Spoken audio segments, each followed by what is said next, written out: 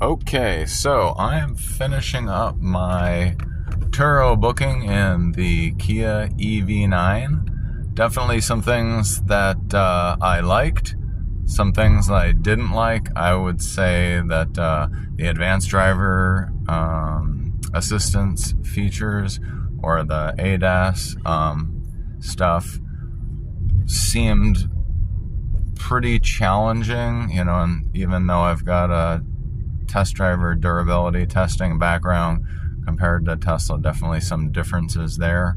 The locks were definitely a challenge for me as far as whether it was going to lock or unlock. It seemed like the key fob didn't have passive locking, so it wouldn't be locked if I ran into a place to use the restroom or something like that, unless you hit the button with the key fob.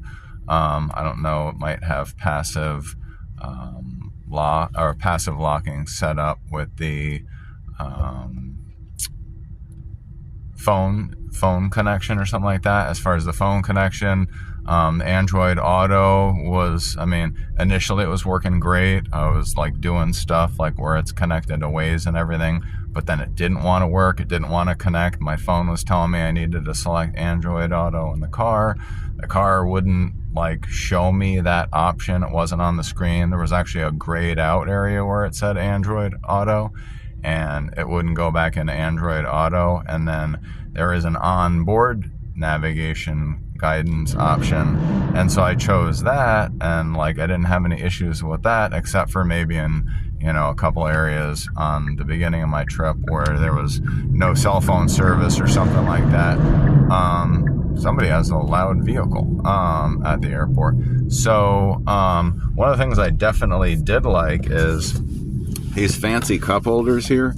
They actually look like they're really big cup holders, and they're not going to fit your stuff or whatever. But if you look carefully, it actually says push, and if you push, it makes it a smaller cup holder. And I thought that was definitely one of the cooler features. There's plenty of room in the back at seat 6, if not 7. And so I enjoyed it. It was definitely a good experience, and hope you enjoyed my 3-minute review.